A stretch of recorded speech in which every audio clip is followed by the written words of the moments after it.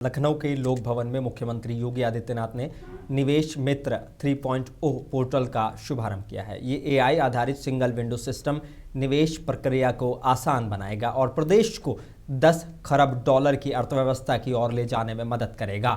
इस मौके पर 85 कंपनियों को विभिन्न प्रमाण पत्र और 2781 करोड़ रुपए की सब्सिडी दी गई है। साथ ही प्राइवेट बिजनेस पार्क स्कीम और plug and play industrial shades योजना की भी शुरू की गई है, जिससे उद्योगों को बढ़ावा मिलेगा।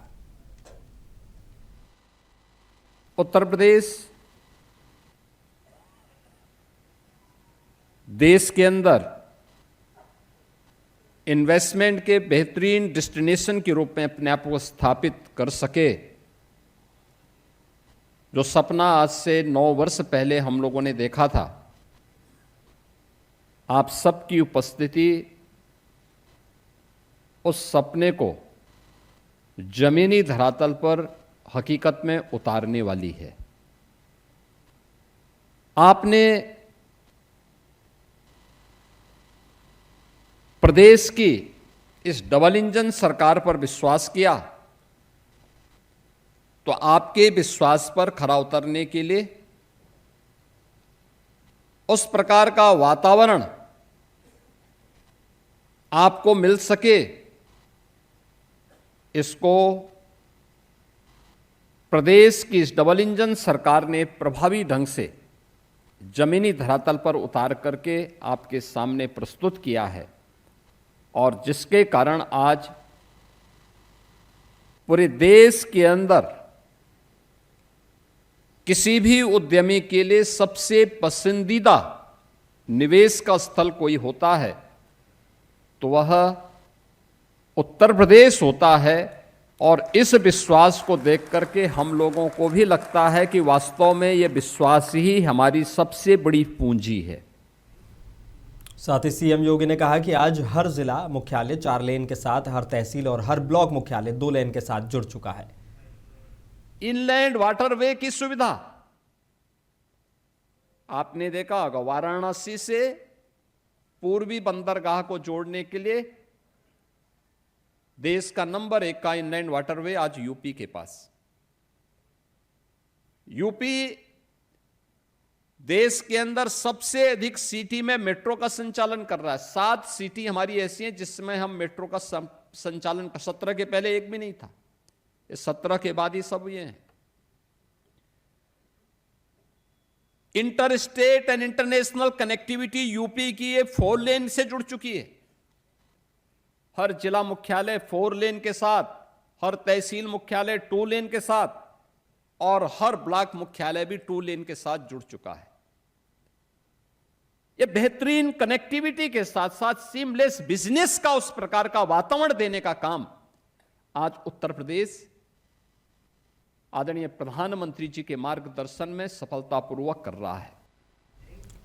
देहरादून के प्रेमनगर में आयोजित सामूहिक कन्या पूजन कार्यक्रम में मुख्यमंत्री पुष्कर सिंह धामी ने शिरकत की है। इस दौरान 11,000 कन्याओं का पूजन किया गया।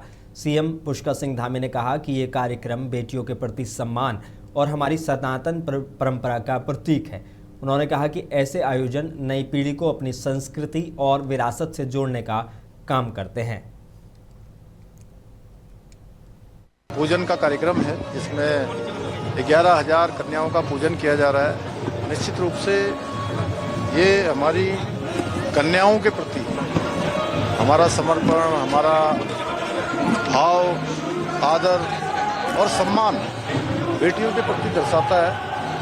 और इस शानदार पहल के लिए इससे हमारा सनातन का जो परंपरा है वो भी आगे बढ़ती है। और इस प्रकार के कार्यक्रम हमारे युवाओं को, नौजवानों को, नई पीढ़ी को जोड़ने में भी बहुत बड़ी प्रेरणा देते हैं कि हमारे कैसे त्यौहार होते हैं, कैसे उत्सव होते हैं, कैसी हमारी मान्यताएं हैं, वो नई पीढ़ी को भी हस्तांतरित होते हैं, नई पीढ़ी में भी ट्रांसफ़र होते हैं। और ये बड़ा ही एक श्रद्धा और आस्था का पर्व है। चैत्र नवरात्रि भी चल रही है, तो ऐसे समय पर ऐसा पावन आयोजन होना अपने आप में पूरे समाज के लिए, प्रदेश के लिए, देश के लिए एक बहुत अच्छा उदाहरण है। पश्चिम एशिया में पाकिस्तान की मध्यस्थता की खबरों पर अखिलेश यादव ने सवाल उठाए। उन्होंने कहा कि सरकार बताए कि भारत विश्व गुरु बनने का मौका क्यों चूक गया। युद्ध ना हो, नुकसान सबका है, और अब जो परिस्थितियां बनी हैं, भारत को एक मौका और मिला था फिर, जहां विश्व गुरु बन करके दिखता। अगर ये विश्व गुरु बनने का मौका खोया है तो भारत सरकार इसका जवाब दे। एक बार सुना था कि प्रधानमंत्री जी बिना प्रोटोकॉल के पाकिस्तान में उतरे थे। ये फिर एक बार मौका मिला है। जो हमारा स्टैंड पहले था कि पार्टी बेस्ड रिजर्वेशन हो, पार्टी को अधिकार हो रिजर्वेशन का, हम उसके पक्ष में। लखनऊ लोकसभा में किराना से समाजवादी पार्टी की सांसद इकरा चौधरी ने अपनी बात रखते हुए क्षेत्र से जुड़े मुद्दे उठाए और सरकार से समाधान की मांग की है। का सवाल 458वां है, लेकिन आपकी अनुमति से मैं मंत्री जी से पूछना चाहती हूँ कि सहकारी बैंकों और प्राथमिक कृषि लोन समितियों को नाबार्ड के माध्यम से कितनी मदद मिली है। यूपी के कई जिलों में रीफाइनेंस और संस्थागत लोन की उपलब्धता एक समान नहीं है। मेरे संसदीय क्षेत्र शामली और सहारनपुर जैसे जिलों में बेहद सख्त शर्तों का सामना करना पड़ रहा है। पश्चिमी उत्तर प्रदेश के सहकारी बैंकों को रीफाइनेंस प्राप्त करने के लिए अधिक जमा और कोलैटरल सुरक्षा रखनी पड़ती है।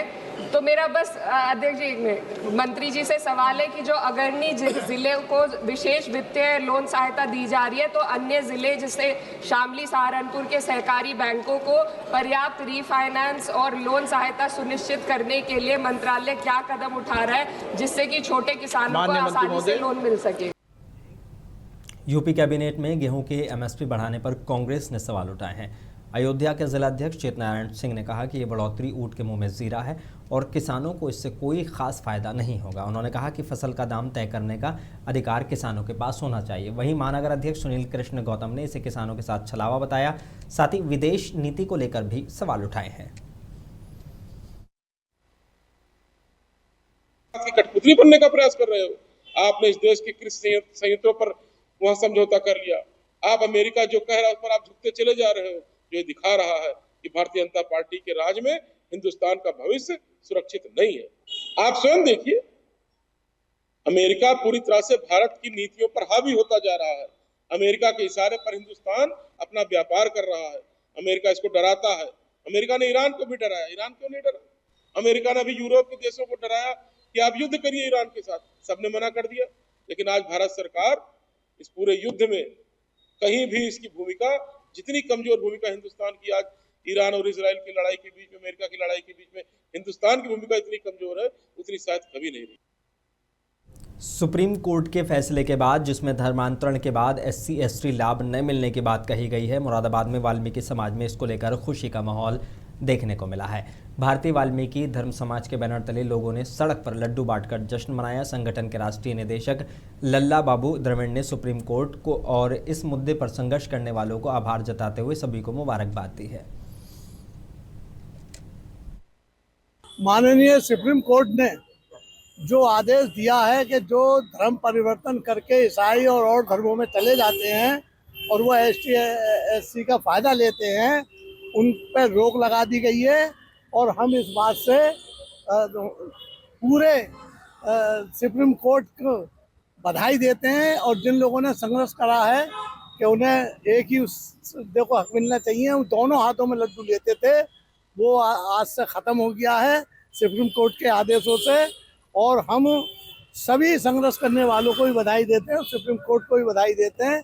आज इसी खुशी में हमने लड्डू बांटे हैं, मिष्ठानों के वो करे हैं, कई जगह बट भी रहे हैं और लोग खुशी में हैं।